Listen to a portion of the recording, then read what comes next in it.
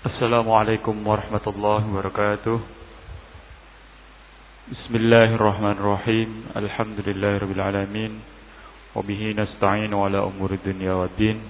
Allahumma shalli ala sayyidina Muhammad wa ala ali sayyidina Muhammad.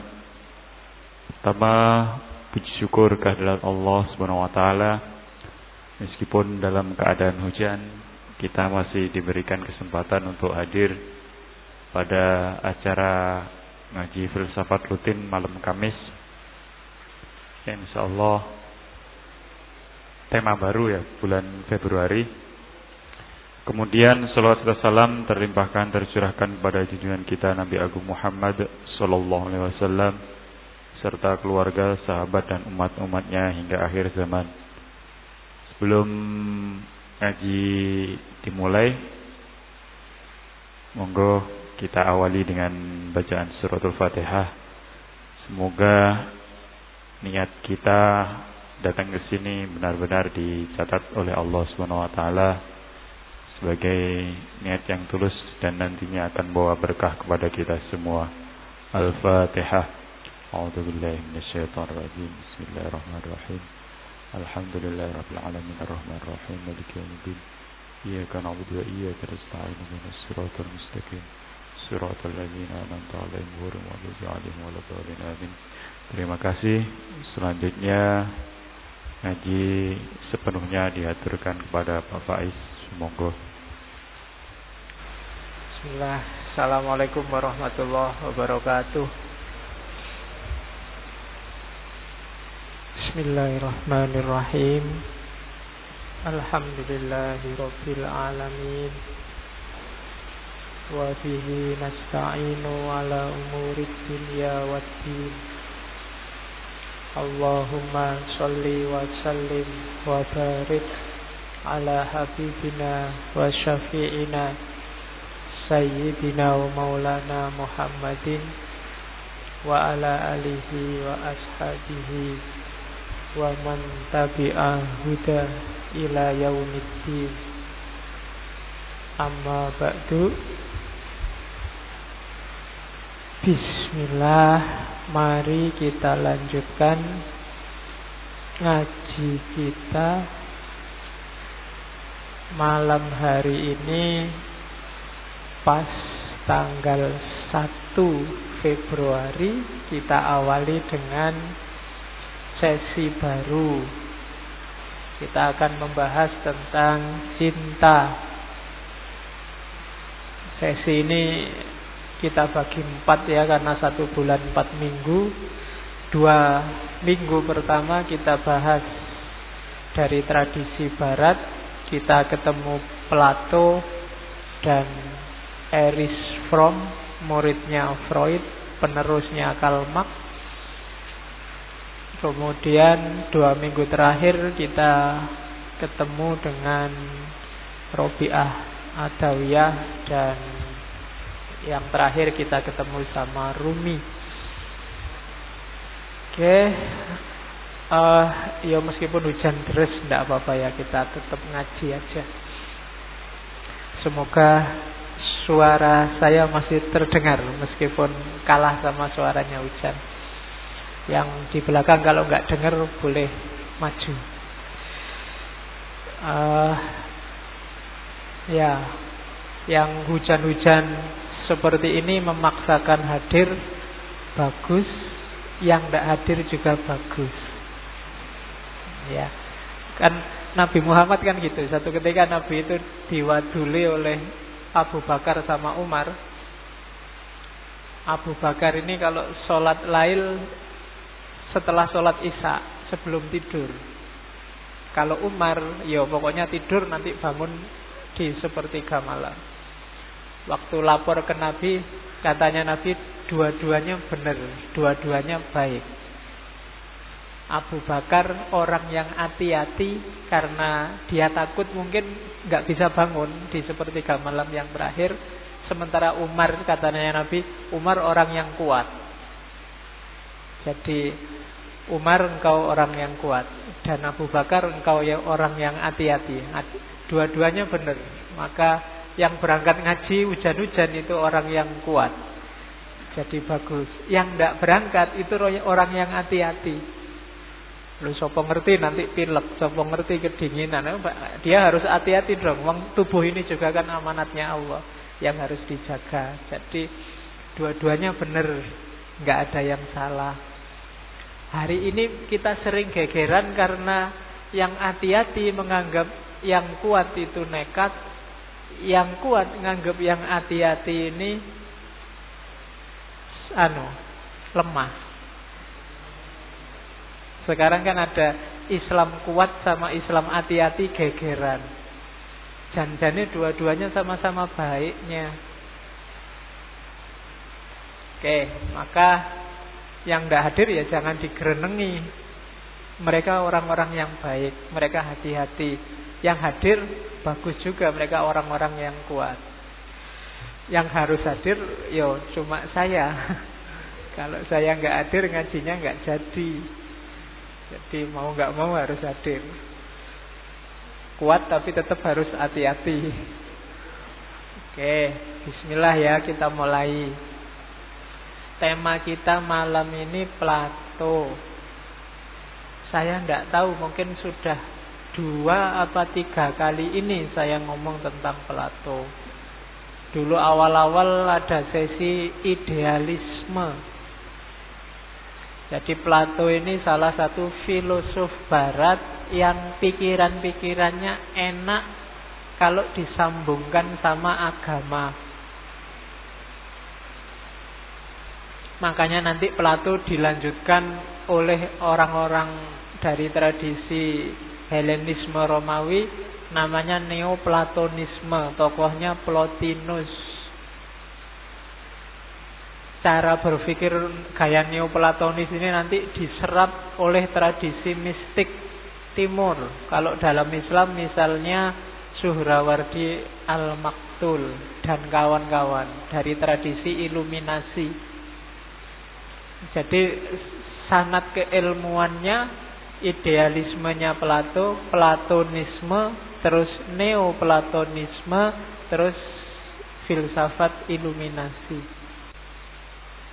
Jadi beberapa kali saya bilang bahwa Barat dapat keistimewaan dari Allah, aspek rasionalnya, cara berpikir pakai akalnya luar biasa sampai hari ini.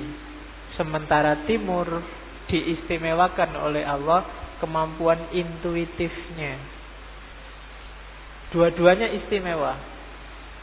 Maka kalau kita pingin pengetahuan kita utuh, ya harus ada baratnya, ada timurnya. Jangan yang timur yang intuitif menganggap akal itu rendah, dan yang rasional menganggap yang intuitif itu tidak masuk akal sehingga jelek. Oke, malam ini kita ngomong Plato, cuma tidak semuanya. Garis-garis besar pikirannya Plato kan sudah kita bahas beberapa kali. Terakhir yang saya ingat tentang kebahagiaan, dan bukunya kan juga sudah terbit yang tentang kebahagiaan itu. Malam ini kita ganti tema, yaitu tentang cinta. Ya, saya tidak tahu yang di kepalamu apa kalau saya ngomong cinta. Biasanya yang muncul kan gambarnya orang pacaran. Ya, kamu ngumumkan pun mesti arahnya ke situ. Hubungannya mesti antara yang jomblo dan nggak jomblo. Nggak, arahnya nanti nggak ke situ. Pertama-tama nggak ke situ. Kita lihat ya, dari Plato sampai minggu depan Erich Fromm, terus dilanjutkan Robiah dan Rumi. Jadi cinta itu bahasa Indonesia dari bahasa Sanskerta sebenarnya. Kata-kata cinta itu, mungkin kalian tiap hari ngomong cinta tidak pernah ngelacak ya, kata-kata cinta itu dari mana. Kata-kata cinta itu dari bahasa Sanskerta, artinya malah tidak ada hubungannya seperti yang kamu bayangkan. Artinya itu pertimbangan, pemikiran. Jadi dari Sanskerta nanti ada istilah, kalau dalam bahasa Sanskerta itu cinta para. Cinta para itu orang yang hanyut dalam pikiran, orang yang terpesona oleh pikiran, itu cinta parah. Dan itu yang hari ini kita pakai kata-kata di Indonesia, cinta. Meskipun nanti katanya sastrawan Remi Silado itu bukan bahasa Sanskerta, tapi bahasa Spanyol. Kesini dibawa oleh orang-orang Portugis. Artinya tali. Makanya kan hari ini kan kita ada istilah putus cinta. Itu berarti talinya putus. Zaman dulu kalau orang jatuh cinta terus tunangan, simbol bahwa dia sudah tunangan itu pakai diikat dengan tali yang warnanya merah. Makanya cinta itu bisa putus, bisa nyambung karena hubungannya sama tali. Dipakailah istilah cinta. Oke, yo istilah yang lain banyak. Ada istilah sayang, ada istilah kasih, dan lain-lain. Kita lihat 1 bulan ini ya, kita main-main dengan itu. Jenisnya ada cinta jasmaniah, ada cinta persahabatan, ada cinta ketuhanan. Itu biar kenal aja istilah-istilahnya. Cinta jasmaniah itu ya fisik. Ini yang konotasinya pacaran tadi, ketertarikan yang ada hubungannya sama seksualitas. Cinta jasmaniah. Bahasa Yunaninya eros. Bahasa Sanskertanya kama. Makanya ada kitab seks, filsafat seksnya yang dari India, judulnya Kama Sutra. Ya. Kama Sutra. Kelihatannya dulu pernah kita bahas itu Kama Sutra 1 sesi. Alhamdulillah kelihatannya rekamannya enggak jadi. Saya lupa juga slide-nya masih ada apa enggak, tapi itu Kama namanya. Saya membayangkan entah kapan nanti ada 1 bulan penuh kita enggak ngomong cinta tapi ngomong seks. Mungkin ruangannya jangan di sini ya, enggak enak. Ya. Kan nanti ada Kama Sutra, orang Jawa kenal orang Jawa Hindu, asalnya dari India, ada filsafat namanya tantrisme. Ya kan? Islam fikih kan juga punya konsep seksualitasnya. Menurut saya konsep seksualitasnya Islam agak luar biasa. Kapan-kapan kita bisa bahas itu. Tidak kalah sama Kama Sutra atau tantrisme. Oke, orang Jawa juga punya filosofi sendiri. Kapan-kapan tapi ya kita ngomong itu. Jangan sekarang, besok kalau kalian sudah punya istri. Oke, jadi eros, kalau Latin ada amor, makanya ada dewa amor. Dewa amor itu bahasa Latin dari eros. Eros itu dewa cintanya Yunani. Kalau kalian mungkin surfing lihat ada gambarnya. Biasanya simbolnya pakai bayi. Bayi kecil ada sayapnya bawa panah. Itu eros. Padahal nanti dalam mitologinya eros ini tinggi, besar, gagah, ganteng. Karena dia putranya Afrodit. Afrodit ini dewi yang paling cantik, istrinya Ares. Ares dewa perang. Afrodit ini anaknya Zeus, berarti Eros itu cucunya Zeus. Nah, itu cinta jasmania. Hati-hati panahnya Eros itu, kalau kalian sudah kena panahnya Eros, itu sudah kelepek-kelepek, tidak bisa mengelak. Orang jatuh cinta, sebelum kamu jatuh cinta bisa kamu tahan, tapi kalau sudah jatuh cinta itu sudah wallahu a'lam bishawab. Ya, saya pernah ada wali murid itu datang menemui wali mahasiswa, ketemu bahwa anaknya kuliahnya nilainya jatuh gara-gara pacaran. Sumpek toh itu saya jawabnya. Masa tak larang pacaran? Masa tak terus ada SK untuk mahasiswa jangan pacaran? Kan susah. Ya cuma tak bilang ini aja, Bu, ya anak muda itu kalau belum jatuh cinta, dilarang untuk jatuh cinta lebih mudah daripada sudah jatuh cinta dilarang melanjutkan cintanya, itu nilainya pasti lebih jatuh lagi. Kalau tidak percaya ya kamu coba aja. Oke, ya kamu coba jatuh cintalah sama yang pasti kamu ditolak. Nah, terus rasakan efeknya dalam hidupmu. Oke, itu cinta jasmania. Ada cinta yang kalau di Plato levelnya lebih tinggi. Istilahnya dia cinta persahabatan. Kalau ini tidak melihat jenis kelamin, tidak ada hasrat seksual, tapi kalau bahasa Inggrisnya compassion, kasih sesama, cinta alam, itu ada di level kedua, cinta persahabatan. Bahasa Yunaninya philia. Makanya filsafat itu philia sama sophia, filosofi. Dia sejenis cinta juga. Maka ngaji filsafat itu boleh kamu sebut ngaji cinta. Cuma cintanya bukan cinta jasmania, tapi cinta yang lebih tinggi, philia. Kalau bahasa Sangsekertanya itu priyata atau sneha. Bahasa Latinnya delictio.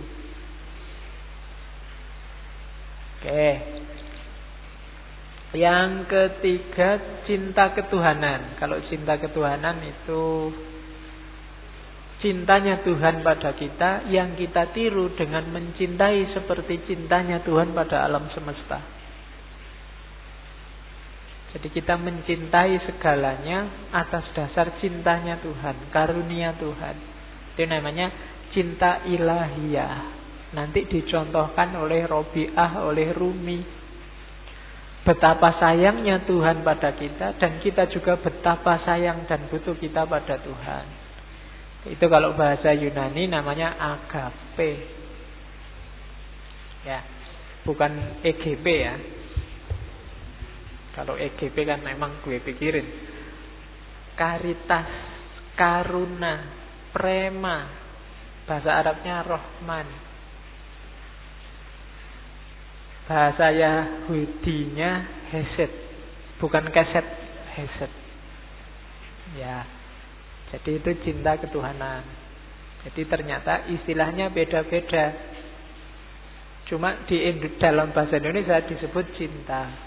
Jadi kalau ada orang bilang aku cinta padamu, tegaskan dulu itu cinta yang gimana dulu. Cinta yang jenisnya eros, apa jenisnya philia, apa jenisnya agape. Jenisnya agape itu cinta ketuhanan. Itu yang dalam hadis mencintai karena Allah dan berpisah karena Allah. Itu cinta ketuhanan namanya. Tapi kalau ya karena kita sesama manusia, aku sayang kamu, kamu sayang aku, philia, itu berarti cinta level 2. Kalau cinta jasmania itu yang eros. Nah, kalau ada orang bilang I love you padamu, jangan salah paham dulu. Jangan-jangan itu cinta yang kedua, yang philia, bukan yang pertama. Oke. Jadi jenisnya itu. Awas keliru kalau membaca istilah-istilah. Kalau dalam Islam cinta yang sifatnya jasmania itu sering disebut mawaddah. Ya. Jadi kalau makanya orang berumah tangga itu biasanya kan mawaddah, syukur-syukur bisa naik level jadi mahabbah. Kalau lebih tinggi dari itu rahmah. Jangan ujuk-ujuk rahmah. Kalau rahmah dulu tanpa mawaddah, tidak ada ketertarikan jasmania, ya susah kamu nanti berumah tangga. Lihat suaminya kayak temennya, kayak ustadznya, kayak tidak enak. Ada level mawaddah dulu, ketertarikan fisik.